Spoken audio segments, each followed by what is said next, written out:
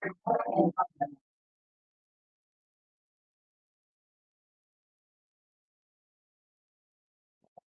good evening, everyone, and welcome to the second webinar in this series where we are talking about the basic human needs that every person on earth needs. When these needs are not met, and how does one identify whether these needs are met or not in their life? So, thank you for joining in today. And um, so last week we spoke about uh, one of the basic human needs, which is the need to feel safe, the need to, uh, you know, feel safe in a world, in the environment around you. Today, taking it a step further, the second and one of the most important basic human needs that a person has, that a human child has, is the need to feel seen and heard. Now, when we say that a person has the need to feel seen and heard, it has been agreed upon by therapists all over the world, renowned therapists like Dr. Gabamati also speaks about it, where he says that um, every person, when they are born, they have a need to be accepted and seen and validated for who they are. Now, what does that mean?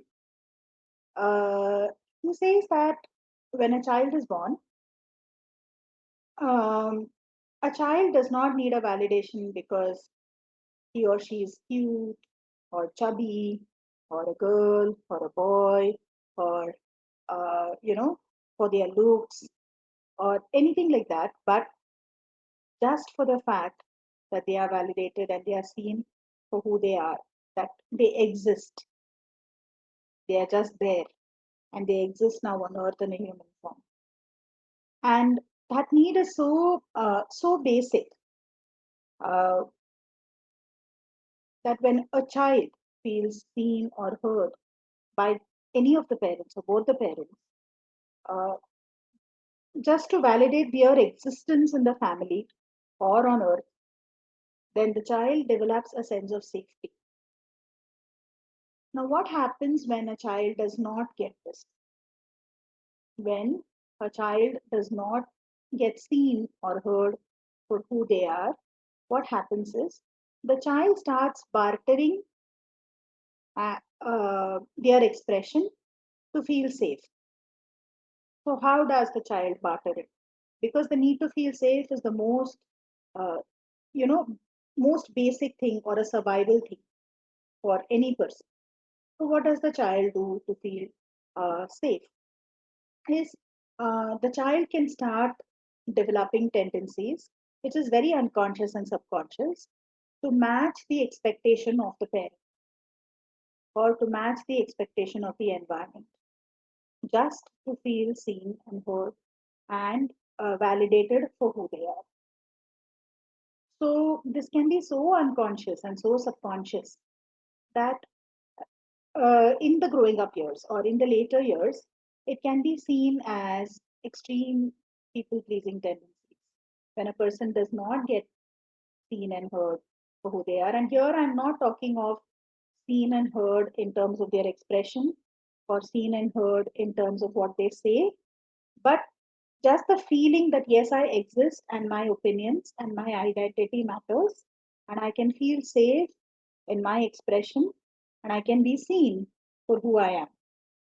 When that doesn't happen, this bartering can show up in the older years as people pleasing tendencies, where a person does anything to kind of blend in or please people around them so that they have a need to exist, they have a need to belong, which is one of the very, very basic needs for any human child. So, we have seen in our sessions that when a person loses their identity or loses their expression to match up to people around them, to to kind of uh, be the person that the other person wants them to be, which might go back to them not feeling validated for their very existence. So this people pleasing can show up in a lot of different cases, because when the child grows up, like in the growing years, at birth, one is the very existence of the child uh, is at stake if they are not seen or heard. And again, when the identity starts developing around the age of 13 or 14 is when the true identity of a person, like they step out of the zone of the parents and they start developing their own expression and their own identity. That is the second time when a child starts looking for feeling seen or heard by the opposite gender parent.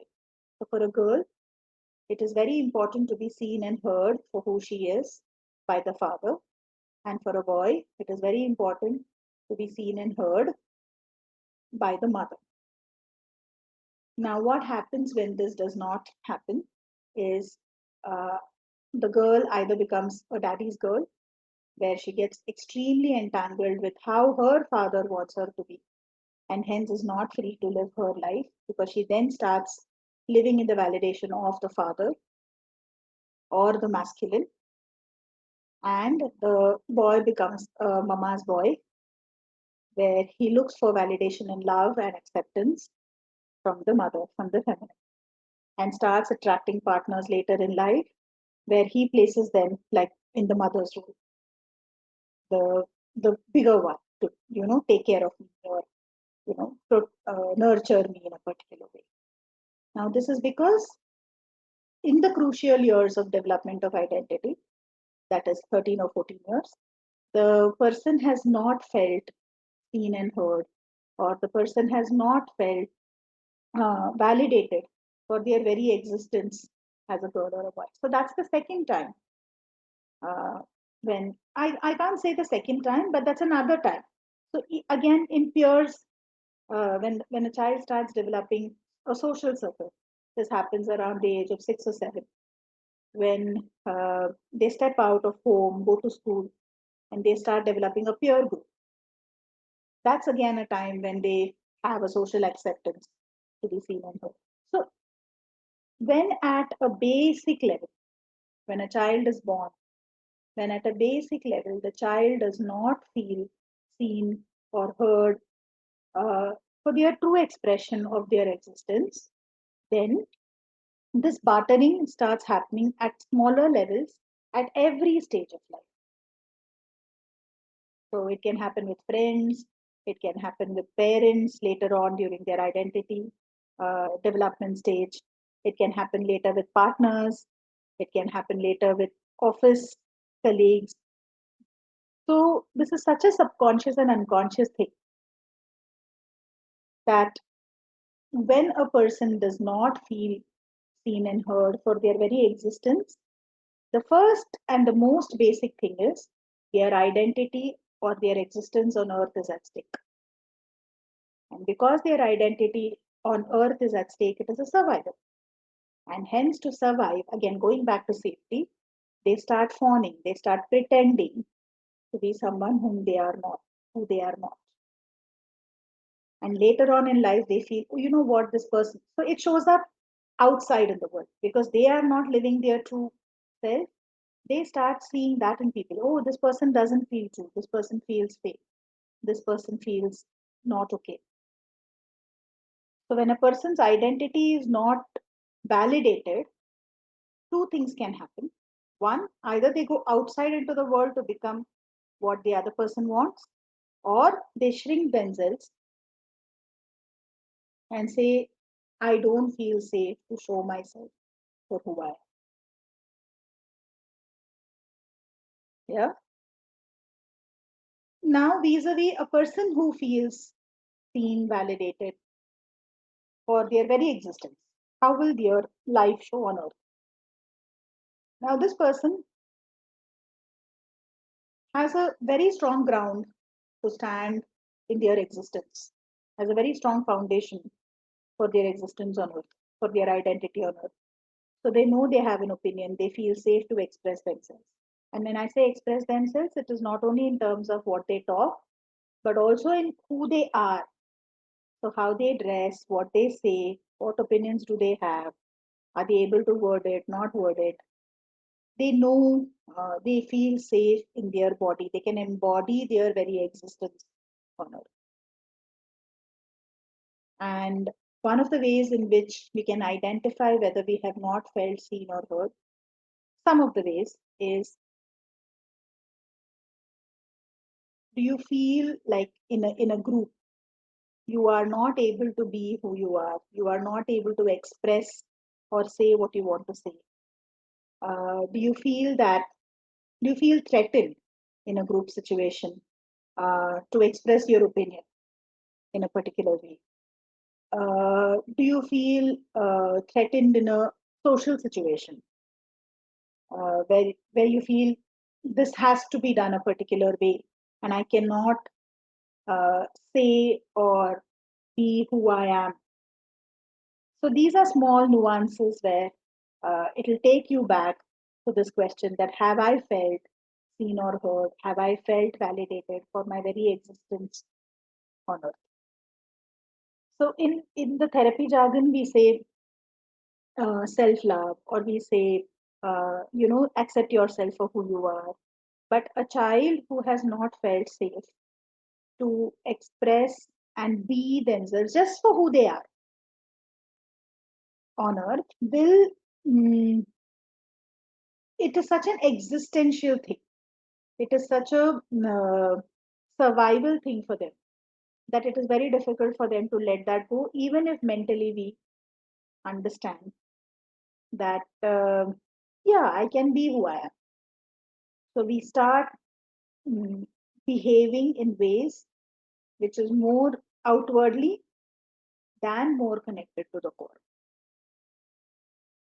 So this is another thing that we wanted to share, uh, where a person can start in small ways, start validating themselves for their existence on earth and start feeling safe for who they are.